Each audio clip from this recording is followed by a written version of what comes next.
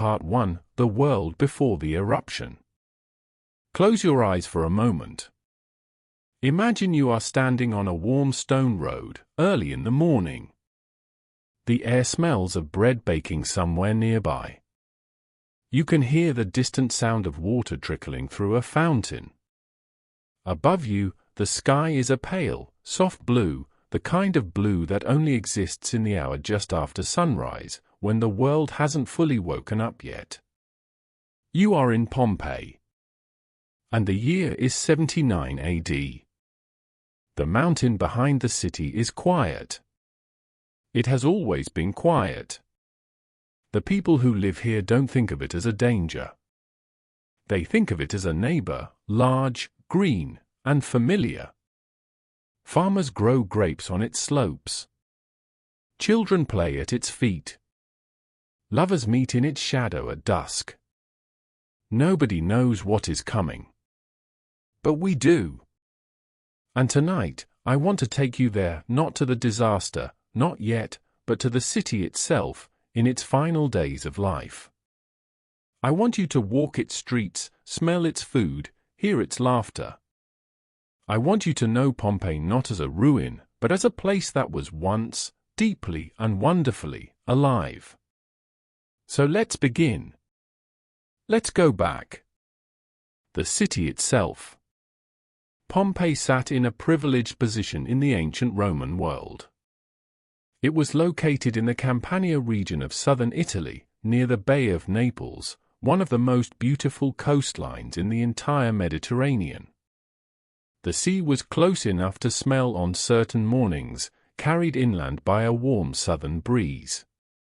The land around the city was extraordinarily fertile, fed by centuries of volcanic ash that had quietly enriched the soil long before anyone understood why. By the 1st century AD, Pompeii had existed for at least 600 years. It had been an Oscan settlement, then a Greek trading post, then a Samnite city, and finally, like almost everything in the region, absorbed into the expanding orbit of Rome. By the time of our story, it was a prosperous Roman town with a population of somewhere between 11,000 and 20,000 people, depending on which historian you ask. It was not the largest city in the Roman world. Not by a long way. Rome itself, the great capital, held perhaps 1 million inhabitants. But Pompeii was something that Rome was not: manageable. Human in scale. You could walk from one end of it to the other in under half an hour. You could know your neighbors. You could find the same baker every morning, the same wine cellar every evening, the same friends gathered around the same fountain on market day.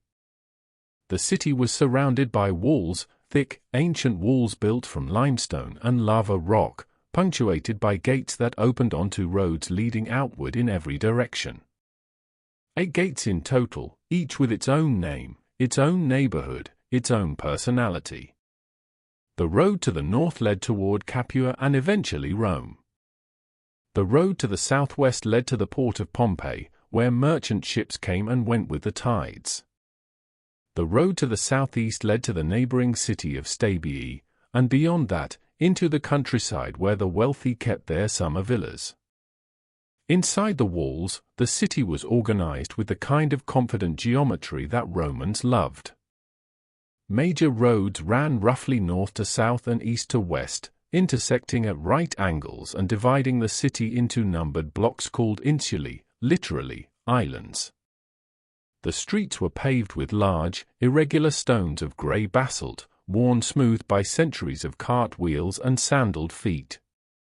Raised stepping stones crossed the intersections, allowing pedestrians to cross without stepping into the streams of water, and other things, that ran along the gutters. The streets were narrow by modern standards. In many places, 2 carts could barely pass each other.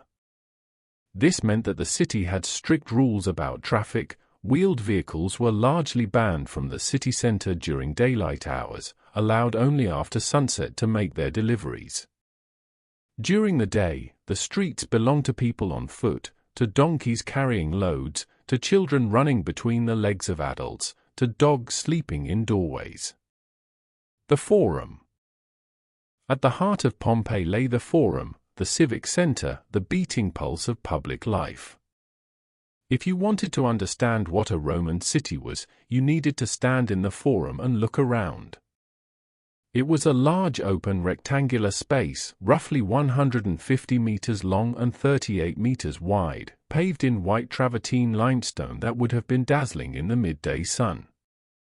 On all sides, it was framed by colonnaded porticos, rows of tall columns supporting a covered walkway where people could stroll in the shade, conduct business, exchange gossip, or simply watch the world go by. At the northern end of the Forum stood the most important building in the city, the Temple of Jupiter.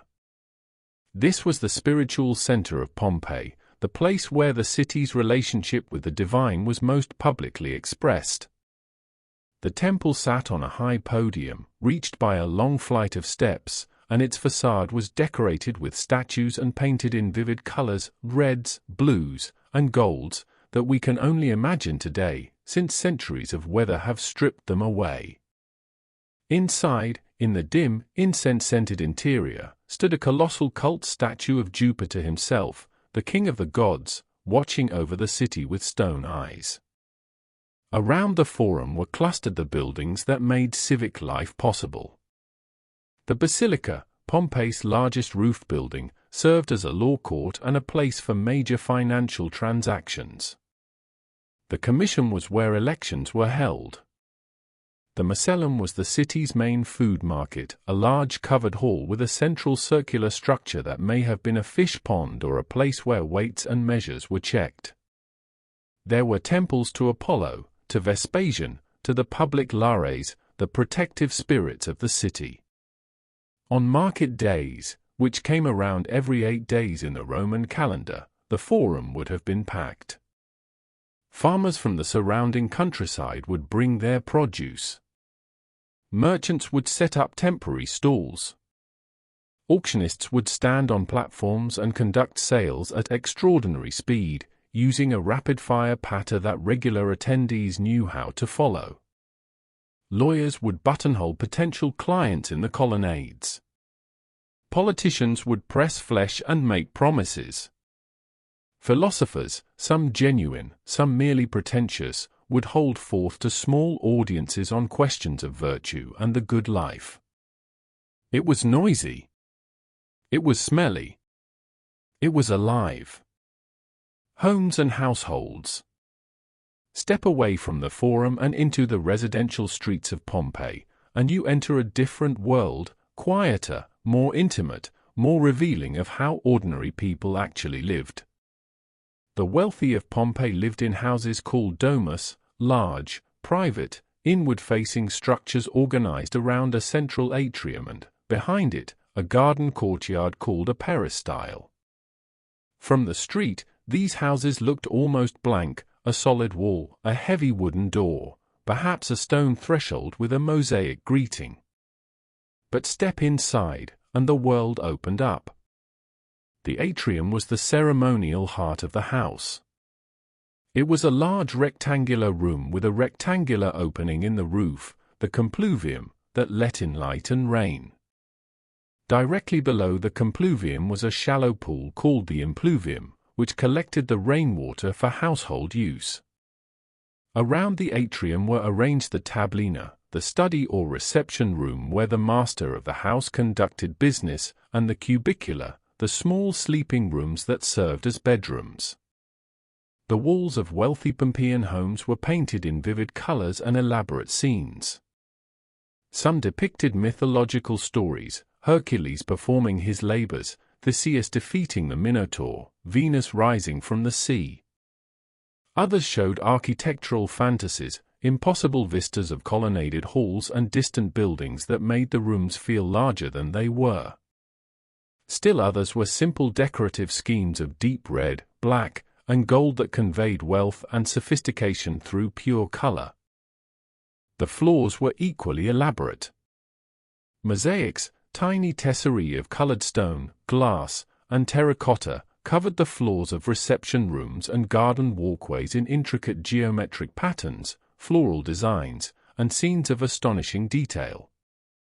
The most famous Pompeian mosaic, found in the House of the Faun, depicts the Battle of Issus between Alexander the Great and the Persian king Darius III, a piece nearly 6 meters wide, composed of more than 1 million individual tesserae, that ranks among the greatest works of art from the ancient world. But most people in Pompeii did not live in houses like these. Most people lived in smaller, simpler dwellings, rented rooms above shops, single-story houses without gardens, apartments in multi-story buildings. Archaeologists estimate that perhaps a third of Pompeii's buildings were dedicated to commercial activity on the ground floor, with living spaces above. The city was a place of commerce, and commerce ran through every neighborhood, every street, every block. Food, drink, and daily life.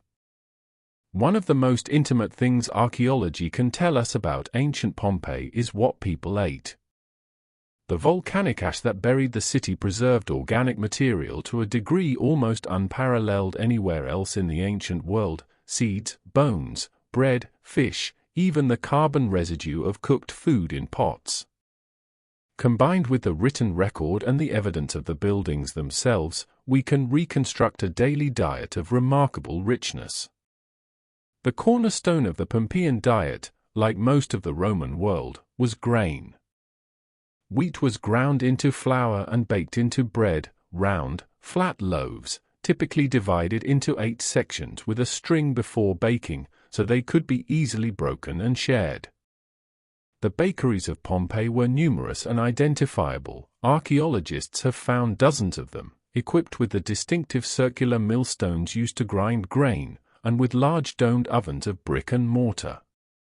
In one bakery, excavators found the carbonized remains of 81 loaves still sitting in the oven, waiting to be taken out on the morning of August 24, 79 AD, a morning that never came. Alongside bread, Pompeians ate enormous quantities of fish. The Bay of Naples was rich with them, and the fishing industry was one of the economic pillars of the region. Fish were eaten fresh, dried, smoked, and above all, fermented into garum, a pungent fish sauce that served as the Romans' universal condiment, roughly analogous in its culinary role to soy sauce or Worcestershire sauce in other traditions. Garum was made by packing whole fish or fish guts in large ceramic jars with salt, covering them, and leaving them in the sun for weeks or months to liquefy. The result was intensely savory, powerfully aromatic, and apparently delicious to those accustomed to it. Pompeii had its own garum factories, and Pompeian garum was considered among the best in the Roman world, exported as far as France and North Africa. For those who didn't cook at home, or who had no home kitchen, which was common in crowded multi-story dwellings where fire risk made cooking dangerous, Pompeii offered a thriving street food culture. The thermopolium was the ancient equivalent of a fast food counter, a shop with a large stone counter set into the street, in which were embedded several large ceramic jars, dolia, kept warm by charcoal braziers underneath. In these jars, the shop owner kept prepared foods, stewed meats, legumes, porridge, wines, that customers could buy quickly and eat standing at the counter or walking away. Pompeii had at least 89 thermopolia, by current count. Perhaps more. They were everywhere, clustered near the Forum, near the theaters, near the city gates. In 2020, archaeologists excavating in an area of the city called Regio V uncovered a thermopolium in extraordinary condition, its counter-paintings still vivid, its dolia still in place, its contents, including duck bones, pig bones, fish, snails, and traces of wine, preserved in the volcanic debris. On the counter, someone had left a ceramic bowl. It sat there, as if waiting to be collected, for nearly 2,000 years. Entertainment and public life. A city is not only where people sleep and eat. It is where they gather, compete, worship, argue, and play. And Pompeii, for its size, was exceptionally well equipped for all of these things.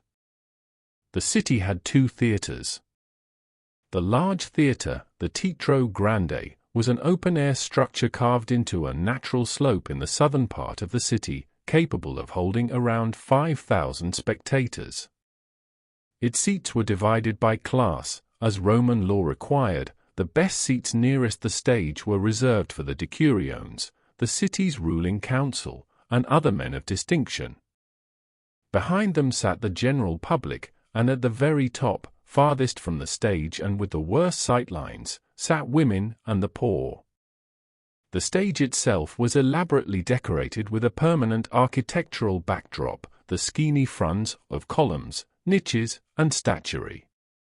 Next door to the large theatre was the Odeon, or small theatre, a covered, roofed structure with a capacity of about 1,500, used for more intimate performances, poetry readings, musical concerts, dramatic recitations.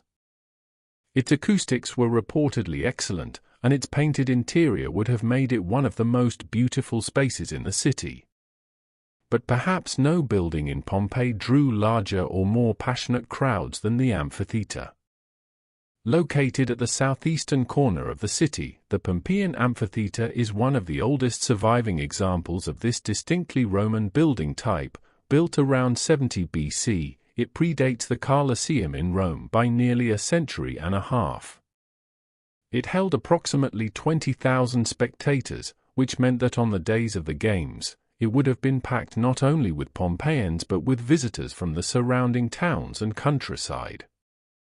Gladiatorial combat was a complex cultural institution, not simply brutal entertainment, though it was certainly that, but also a form of public ritual, a display of Roman virtues, a means by which wealthy citizens and politicians demonstrated their generosity. Graffiti found on Pompeii's walls advertised upcoming events with the kind of breathless enthusiasm you might find today on a boxing poster, the number of pairs of gladiators who would fight, the name of the sponsor, assurances that the awnings would be deployed to shade the spectators from the sun, sometimes even the promise of perfumed water sprinkled on the crowd. In 59 AD, 20 years before the eruption, the amphitheatre was the scene of a famous riot. A fight broke out between Pompeian spectators and visitors from the neighboring town of Nuceria, apparently triggered by mutual insults and escalating quickly into genuine violence. Several people were killed, many more wounded. The incident was serious enough that the Roman Senate banned gladiatorial games in Pompeii for 10 years as punishment, a ban that the Pompeians apparently resented deeply. The people themselves. All of this, the streets, the houses, the food, the theaters, was background. The city was made of people. Pompeii's population was as mixed as you might expect for a prosperous town in a cosmopolitan empire. There were old Roman families who traced their ancestry back centuries. There were freedmen, former slaves who had earned or been granted their freedom and often became significant members of the business community. There were slaves, of course, an estimated 30% of the population, perhaps more, performing every kind of labor from brutal agricultural work to skilled artisanal craft to intimate domestic service. There were immigrants from across the Mediterranean world, Greeks, Syrians, Egyptians, Africans, drawn by trade, by opportunity, by the restless currents of imperial movement. Their names are known to us, not from literature, not from official records, but from the walls of their own city. Pompeii is unique in the ancient world for the sheer volume of graffiti it has preserved. More than 11,000 individual inscriptions have been recorded on the walls of the city, painted, scratched, and scrawled on every available surface.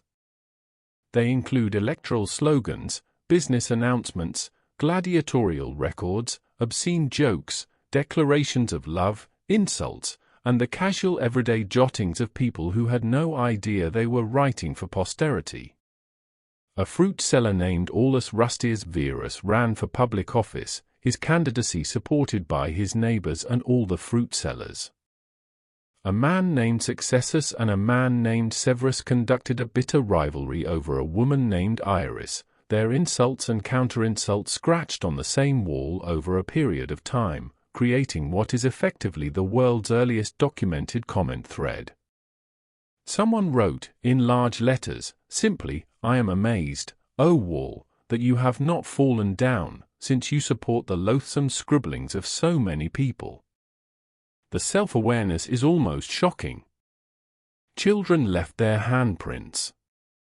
Lovers carved their names together. Soldiers recorded where they had been. A schoolboy practicing his alphabet scratched it into a wall near the Forum.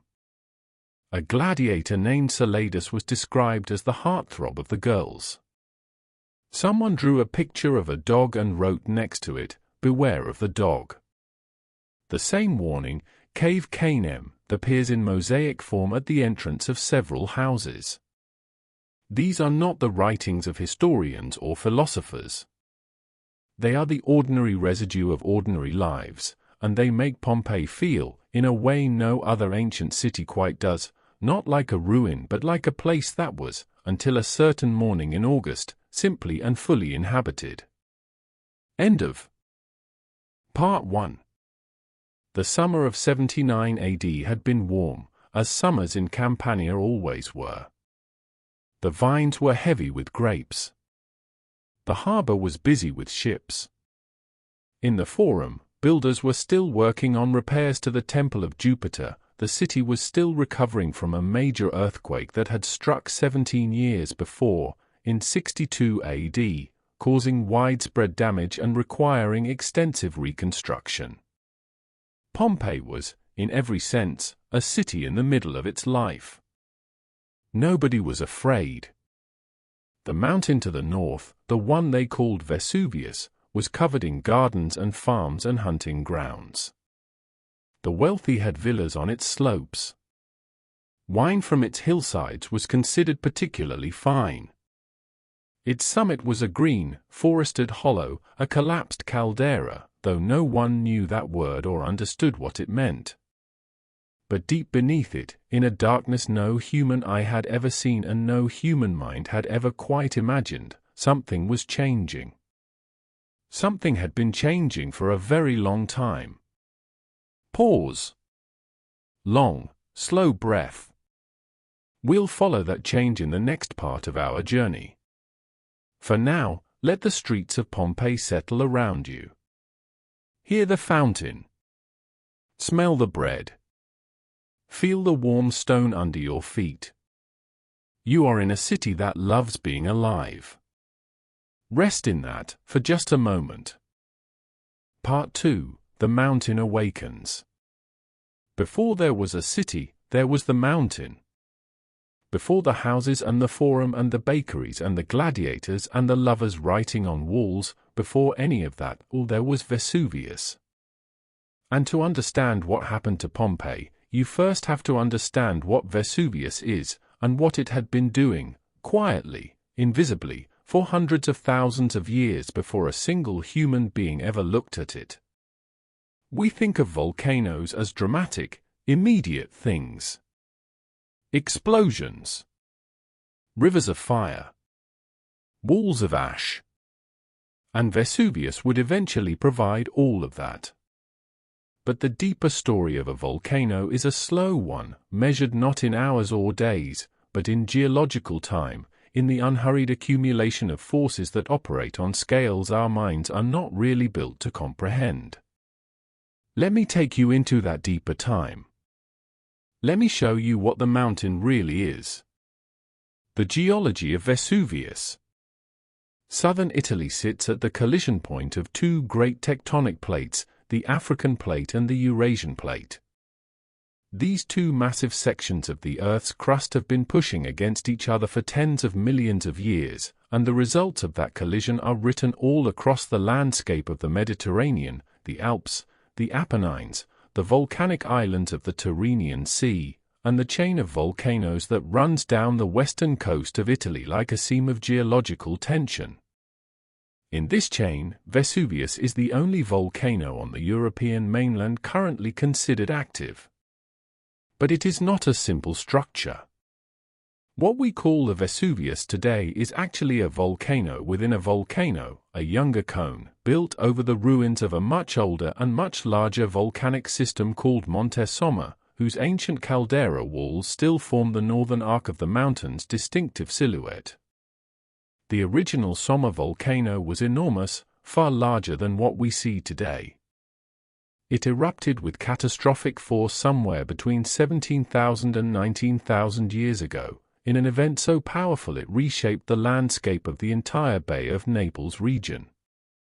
The eruption, now called the Campanian Ignimbrite, was one of the largest volcanic events in European history, sending ash clouds that reached as far as Russia and potentially triggering a period of climate disruption that may have had consequences for human populations across the continent. After that eruption, the Somma volcano partially collapsed into itself. Over subsequent millennia, new eruptions built the inner cone, the structure we now recognize as Vesuvius, inside the ruins of the old caldera. By the time of the Roman Empire, this inner cone was the mountain that Pompeians saw from their windows, climbed for the views, farmed for the fertile soil. What made Vesuvius so dangerous, and what its first-century inhabitants could not have known, was the nature of its magma. Not all volcanic magma is equal. Some is thin and fluid, like the basaltic lava that pours from Hawaiian volcanoes in slow, glowing rivers that people can walk alongside and photograph. This kind of eruption is spectacular, but relatively predictable and rarely immediately lethal. Vesuvius is different. Its magma is thick, viscous, and saturated with dissolved gases, primarily water vapor, carbon dioxide, and sulfur dioxide. When this kind of magma rises toward the surface, the decreasing pressure allows those dissolved gases to come out of solution, expanding rapidly. The result is not a slow pour but an explosion. The magma is shattered into fine particles by the escaping gas, launched upward with tremendous force as a column of ash, pumice, and superheated gas that can reach tens of kilometers into the stratosphere. This is called a Plinian eruption, named, as you will come to understand, after the man who first described what happened at Vesuvius in 79 AD. It is among the most violent types of volcanic eruption known to science. The history of eruptions. In the centuries before 79 AD, Vesuvius had been dormant for a very long time. So long, in fact, that many Romans didn't think of it as a volcano at all. The geographer Strabo, writing about a century before the eruption, noticed that the top of Vesuvius had a scorched appearance and signs of ancient fire, and speculated correctly that it had once been volcanic, but he thought those days were long past, the fires exhausted and gone. He was wrong. The fires were sleeping. The last major eruption before 79 AD had occurred roughly 3,000 years earlier, in the Bronze Age, an event that buried several prehistoric settlements in the area in ash and pumice, long before the Romans arrived and long before anyone in the historical record was around to remember it. 3,000 years of silence is enough to make any mountain seem safe. But there had been warnings. There are always warnings, if you know how to read them. In 62 AD, 17 years before the eruption, a major earthquake struck the Campania region, causing significant damage to Pompeii, Herculaneum, and several other towns. The earthquake was strong enough to crack buildings, collapse walls, and disrupt the water supply infrastructure that the Romans had built with such ingenuity. Pompeii was still in the process of repairing that damage when the eruption came. We know from geological analysis that this earthquake was directly connected to the volcanic activity building beneath Vesuvius, magma moving through the underground rock, cracking and shifting the crust above. But the Romans had no framework for understanding this connection. Earthquakes were common in the region, a fact of life accepted with a kind of resigned pragmatism. You repaired the damage and moved on. In the weeks and months before August 79 AD, the warning signs intensified. There were more earthquakes, small ones, felt as gentle tremors, easy to dismiss. Springs and wells in the area began to dry up, or to taste strange, sulphurous, mineral-laden. Some animals became agitated and unsettled, moving away from the mountain. The sea near the coast behaved oddly on certain days, churning without visible cause. For most people, though, life continued. The bread was baked. The wine was poured. The games were scheduled. The mountain was the mountain. Pliny the Younger.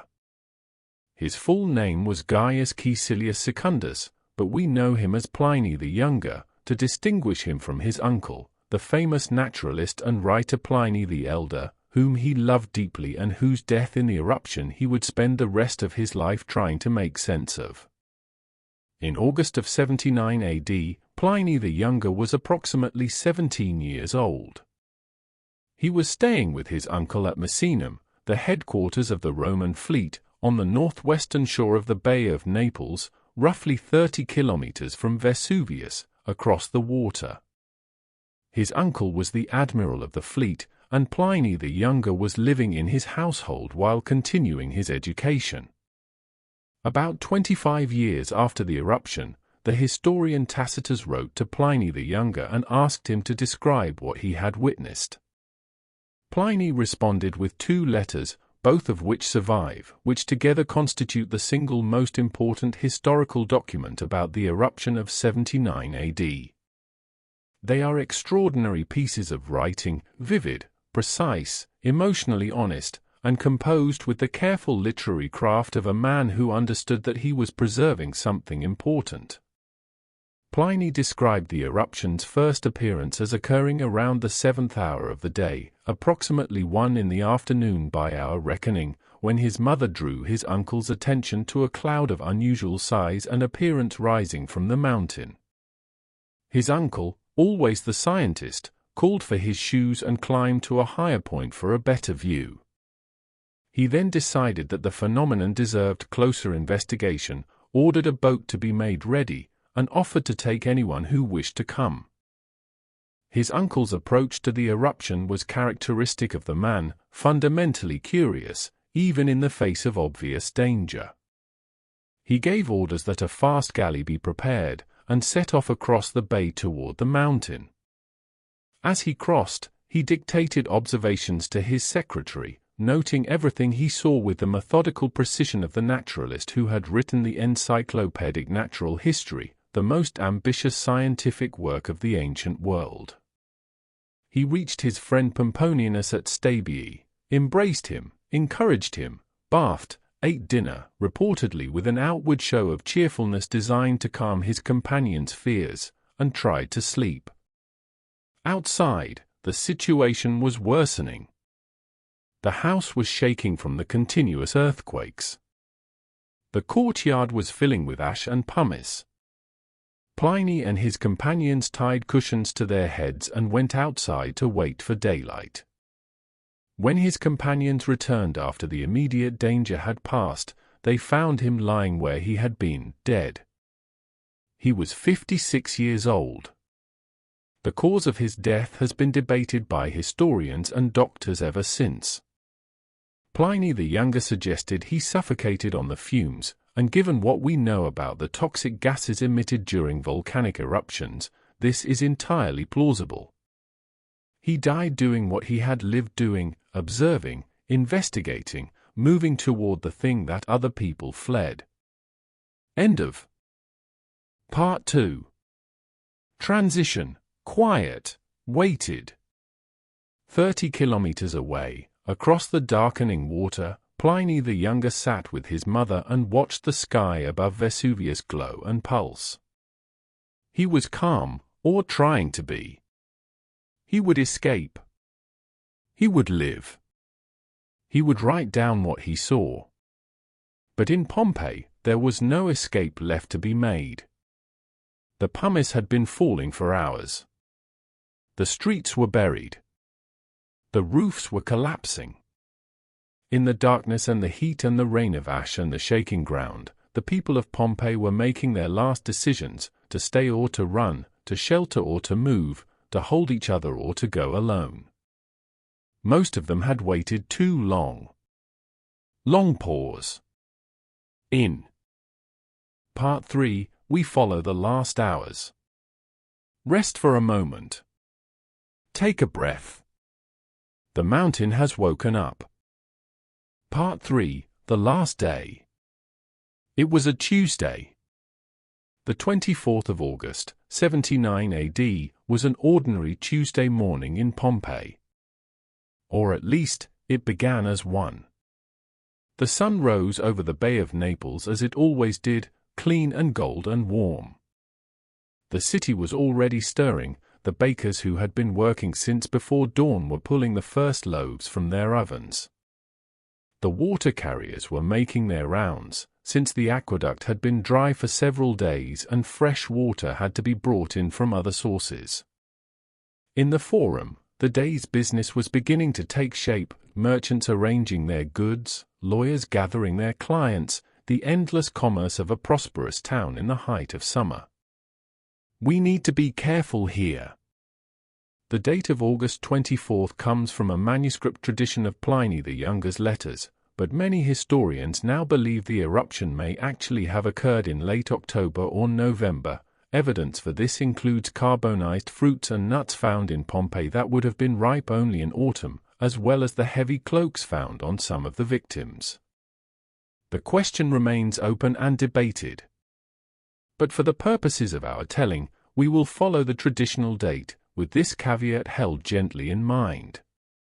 Whenever it occurred, the morning began normally.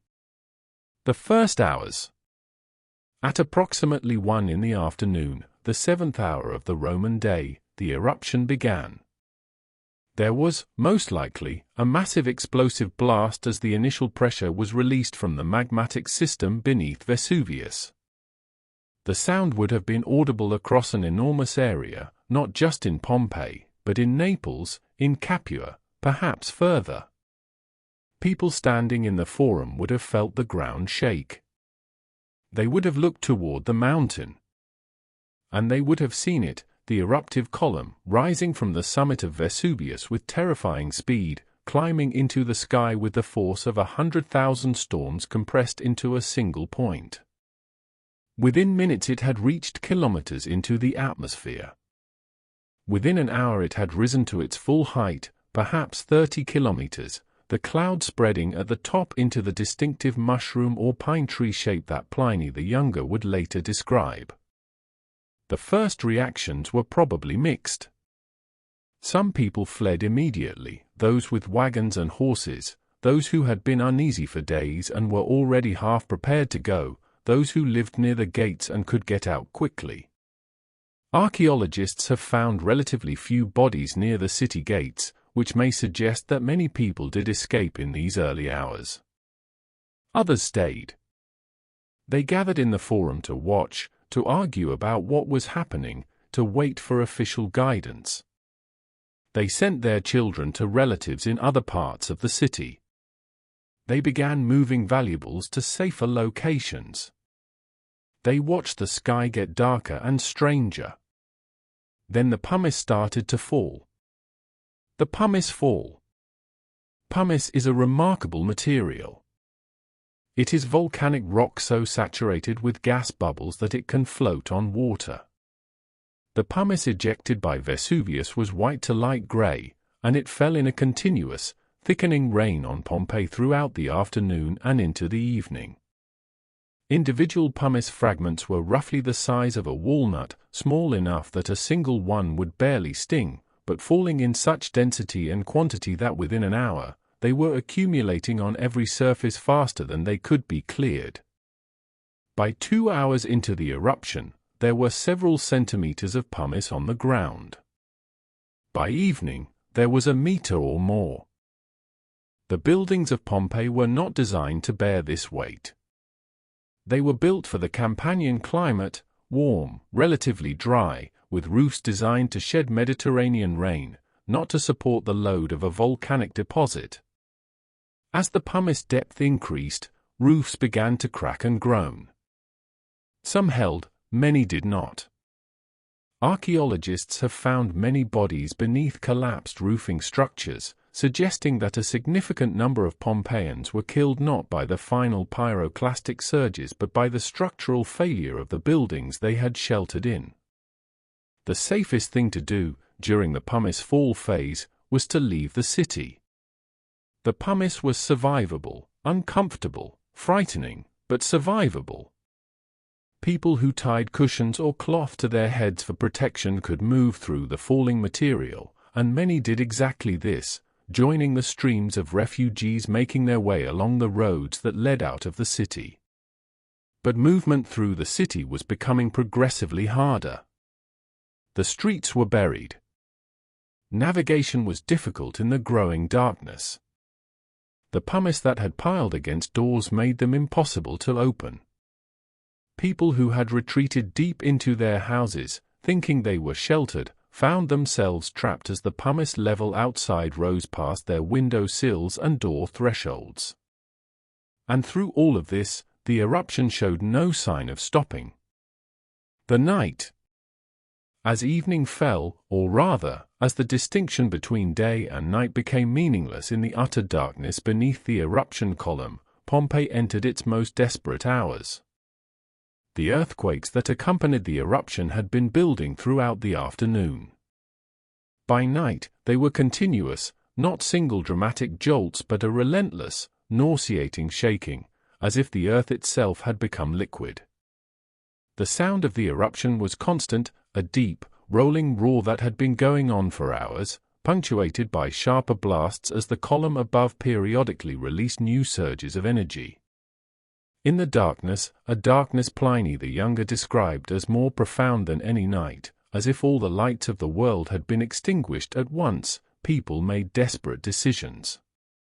Some tried to escape even now, picking their way through the pumice-buried streets by lamplight or torch, heading for the gates. We can trace some of their paths in the archaeological record, clusters of bodies found along the streets, people who had gotten some distance from their homes before being overwhelmed. Some were alone. Many were in groups, families traveling together, servants accompanying their masters, small clusters of neighbors who had decided to move at the same moment. A man found near the Herculaneum gate had clearly been trying to flee. He was found in the street with a bag of coins and a key. The key suggests he had locked his house behind him, the reflex of someone who expected to return, or perhaps simply the habit of a lifetime so deeply ingrained that it survived even the extremity of the moment. Others stayed put. They retreated to the innermost rooms of their houses, to the basements and cellars and storage rooms where the walls were thickest and the roof supported by the most substantial beams. They huddled together, families pressed against each other in the dark, adults sheltering children, everyone listening to the roar outside and the creak of the building around them and the irregular, bone-deep shaking of the earth. They were not entirely wrong. Their world was ending.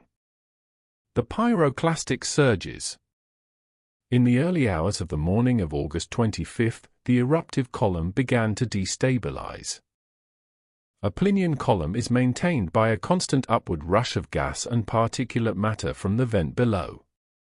When the eruption intensity fluctuates, when the energy feeding the column drops even temporarily, the column can no longer sustain its own weight, and the whole immense structure collapses. This collapse is what generates the pyroclastic density currents, the ground-hugging avalanches of superheated gas, ash, and rock fragments that would seal the fate of Pompeii. There were multiple surges over the course of the early morning. Each one was somewhat different in character and intensity. The first surges reached Herculaneum first and killed everyone remaining there almost instantaneously. The temperature of these early surges was high enough to cause immediate death from thermal shock, the heat was simply incompatible with biological life. The surge that reached Pompeii arrived in the early morning hours, probably between 6 and 8 in the morning. It swept across the plain north of the city, hit the city walls, and poured over them and through the gates, filling the streets with a choking, killing flood of superheated gas and fine ash.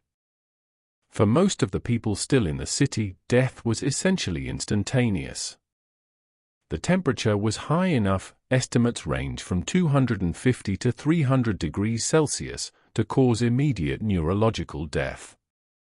Postures were frozen in whatever position people happened to be in when the surge arrived. This is why the famous casts of Pompeii look the way they do. The casts and the people. The process that created the casts of Pompeii is unique in the archaeological record. After the pyroclastic surge killed the people remaining in the city, the volcanic material continued to accumulate, more ash, more pumice, ultimately burying the city under several meters of material. The bodies of the victims, sealed within this matrix, slowly decomposed over centuries, leaving hollow cavities in the hardened volcanic deposit that exactly preserved the shape of their bodies at the moment of death. When archaeological excavation of Pompeii began in the 18th century, these cavities were initially a puzzle. In 1863, the archaeologist Giuseppe Fiorelli developed the technique that makes the Pompeii casts possible. He poured liquid plaster into the cavities before excavating them.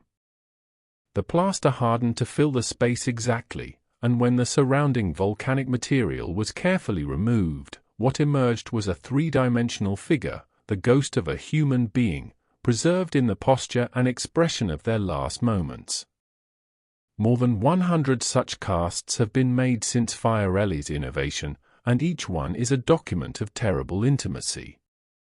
There is a dog, curled and twisted, clearly in agony, still on the chain that had prevented it from fleeing. There is a family, a man, a woman, 2 children, clustered together, the adults appearing to be shielding the children with their bodies. There is a pregnant woman. There is a man who appears to have been covering his face with a cloth. There is a young woman whose features are preserved with extraordinary clarity, her expression suggesting sleep rather than terror. Each cast is an individual. Each one had a name, a life, a history that ended on that morning. We know none of their names. We know their shapes. Those who survived. But not everyone died in Pompeii. It is important, essential, even, to remember this. The eruption of Vesuvius was a catastrophe, but it was not the annihilation of an entire population. Most of the people who were in Pompeii on the morning of August 24 survived. Estimates suggest that perhaps 2,000 people died in the city out of a population of 11 to 20,000. The majority escaped. They escaped in the early hours of the eruption, when escape was still possible. They fled on foot, on horseback, on carts, by boat. They took the road south toward Stabii and Nuceria and beyond. They took the coastal roads north toward Naples. The survivors carried almost nothing. Perhaps a bag of coins hastily gathered. Perhaps a document or two. Perhaps a piece of jewelry that could be sold. They left behind their houses, their businesses, their furniture, their libraries, their art, their tools, their food stores, their pets. They left behind friends and neighbors who had made different decisions. Some of them came back, in the days and weeks after the eruption, to try to recover their possessions. But most of the city remained buried. And many of the survivors never returned, they built new lives elsewhere. Their names disappear from the record. Their stories are lost. What remained was the city itself, sealed, preserved, waiting. End of Part 3. The eruption of Vesuvius continued for several more days after the main event, adding layer upon layer of material to the deposit that covered Pompeii. By the time it was over, the city lay under 4 to 6 meters of volcanic debris, invisible from above, silent, sealed. Pliny the Younger, writing from the safety of Misenum, recorded that for many days after the eruption, the ash cloud persisted, the sky was dark, and the earth continued to shake. He and his mother, in those strange, liminal days, moved from place to place, unsure of what had happened, uncertain whether the world they knew would reassemble itself or whether it was genuinely, finally over. It was not over. The world continued. The empire continued. Other cities were rebuilt. Life reasserted itself, as life always does. But Pompeii was gone. Or so everyone thought. Long pause. It would take 17 centuries for the world to rediscover what had been sleeping beneath the ash. Part 4 will take us there. Rest. You have walked through the last day. Part 4, Buried in Time. 17 centuries is a long time to sleep. After the eruption, the region around Vesuvius did not become a permanent wasteland. That is not how nature works. Within years, decades at most, vegetation began to return. The volcanic soil, enriched by the same minerals that made it so dangerous, was extraordinarily fertile. Farmers came back. New settlements were built on top of and around the buried cities. The coastline of the Bay of Naples once again became prosperous and inhabited. Pompeii was not entirely forgotten. Its location was remembered, roughly. There were references in ancient texts, a vague knowledge that there was something under the ground there. Occasionally, digging for construction or agriculture would turn up ancient walls, fragments of mosaic, shards of pottery.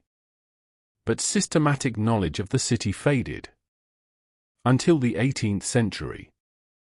The rediscovery. The formal rediscovery of Pompeii happened gradually, and in fits and starts, in the early modern period.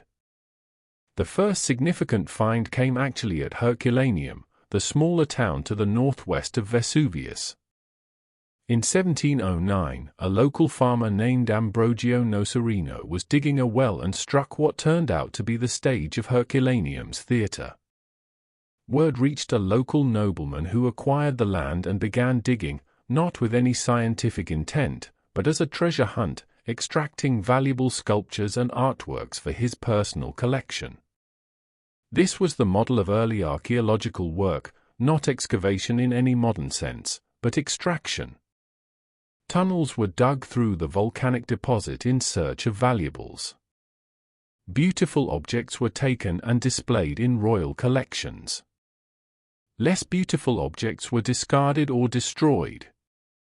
Walls were chipped away. Mosaics were removed from their floors and transported. The aim was the treasure, not the context. The formal excavation of Pompeii began in 1748, under the direction of the Spanish military engineer Roque Joaquín de Alcubierre, working under the patronage of the King of Naples, Charles III. The first area to be excavated was in the southern part of the city, near the amphitheatre. Almost immediately, remarkable finds began to emerge: frescoes, mosaics, coins, bronze objects, carbonized food, organic material of every kind. The finds generated enormous excitement throughout Europe. The Enlightenment was in full swing, and the idea of an ancient city emerging intact from the earth seemed almost miraculous, a direct window onto the classical world that educated Europeans had been reading about and idealizing for centuries. The Grand Tour and cultural impact. The excavations at Pompeii and Herculaneum arrived at exactly the right historical moment. Europe's educated classes were obsessed with classical antiquity, with the art, architecture, philosophy, and literature of ancient Greece and Rome. The Grand Tour, the customary educational journey through Europe that young aristocrats and men of means undertook, had Rome at its center, but the discoveries in the Bay of Naples rapidly became an essential addition. To visit Pompeii was, for 18th and 19th century travelers, an almost overwhelming experience. Nothing in European museums or libraries had prepared visitors for the intimacy of it, the sense of stepping directly into a living past. You could walk down a real street. You could stand in a real house. You could look at a painting on a real wall and know that a Roman artist had stood in this same room and applied these same colors. The impact on European art, architecture, and design was immediate and lasting.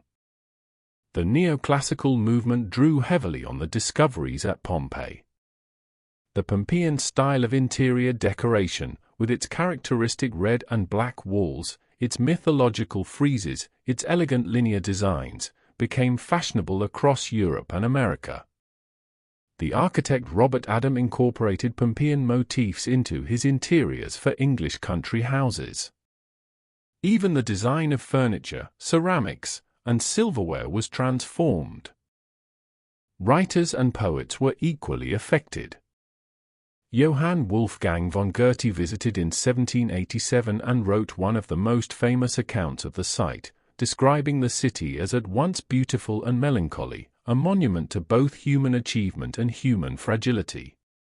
Sigmund Freud kept a small copy of a Pompeian bronze on his desk and used Pompeii as a metaphor for the unconscious mind, things buried but not destroyed, capable of being excavated and made conscious again.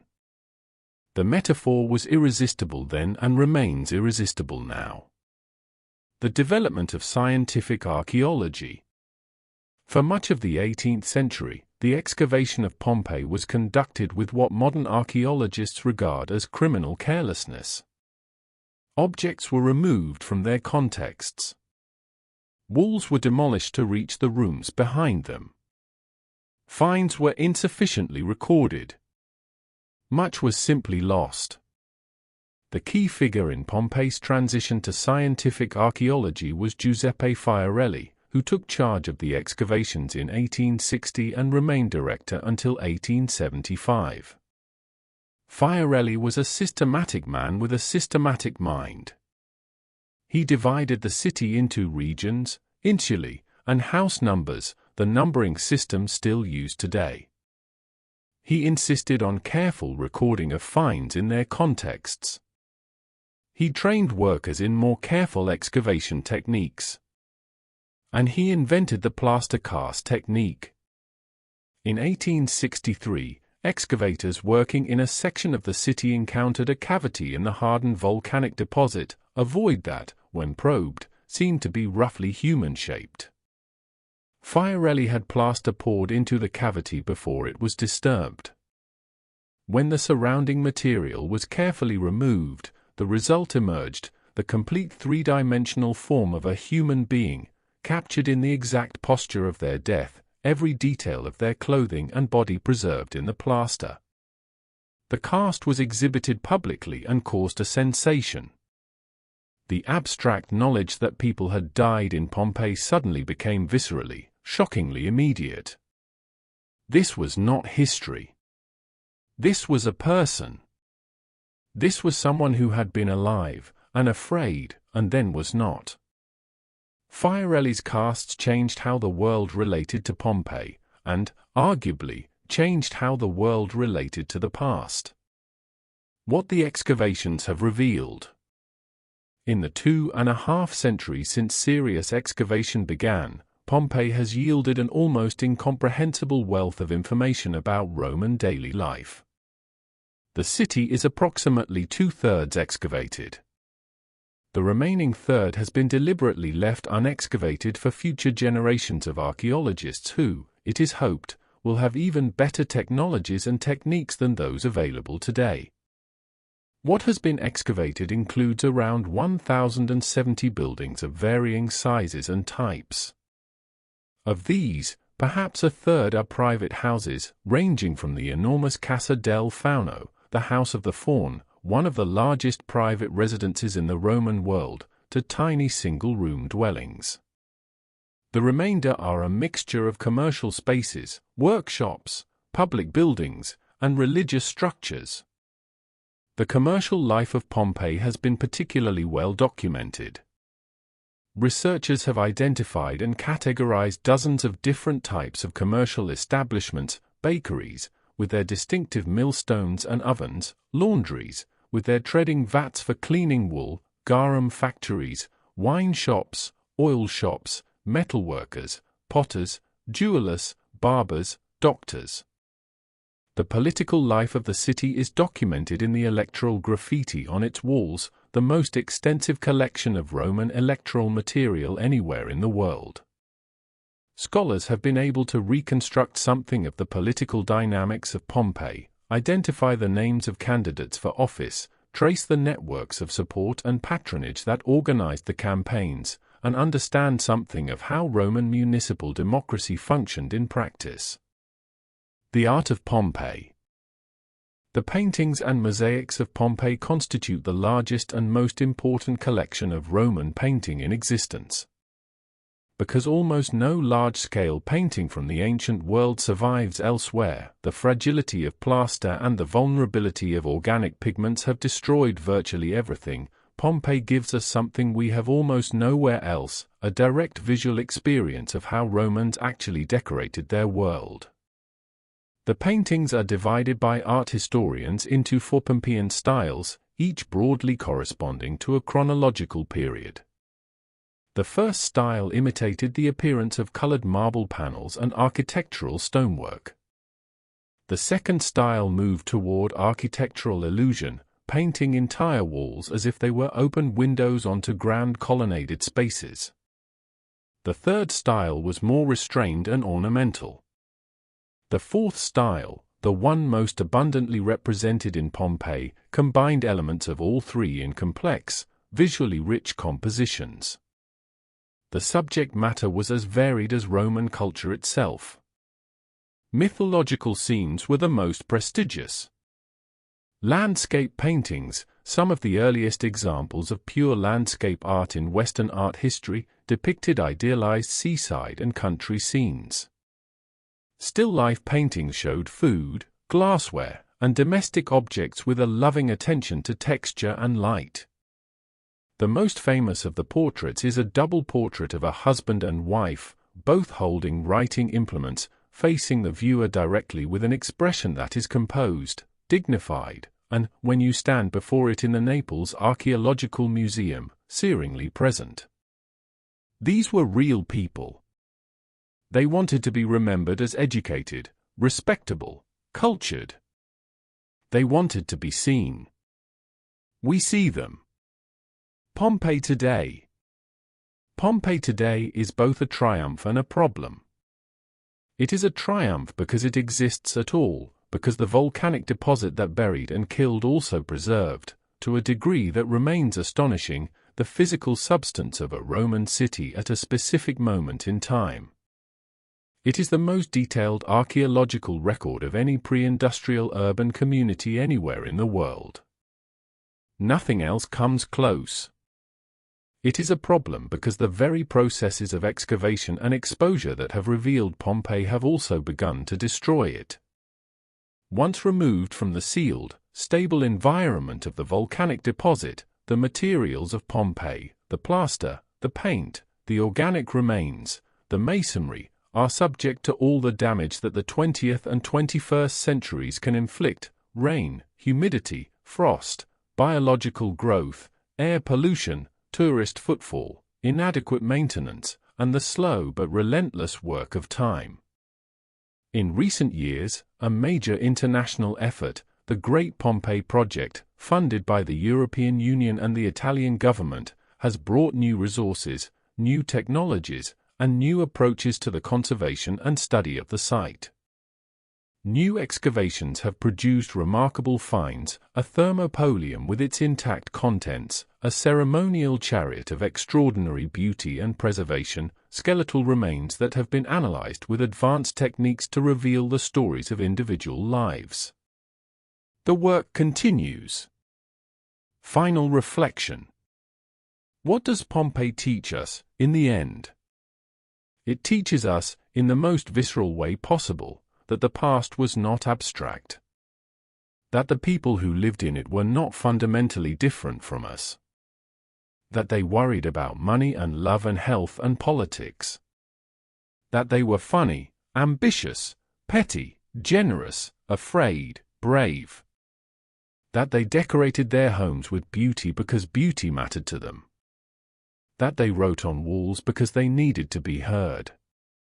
That they held their children close in the dark because that is what humans do. It teaches us that cities are fragile, that the whole elaborate structure of urban civilization, with its water systems and its food markets and its legal institutions and its art and its commerce and its gossip and its hope, can be interrupted without warning, without justice, without any respect for the lives being lived inside it. And it teaches us, perhaps most quietly and most powerfully, that even what is lost is not entirely lost.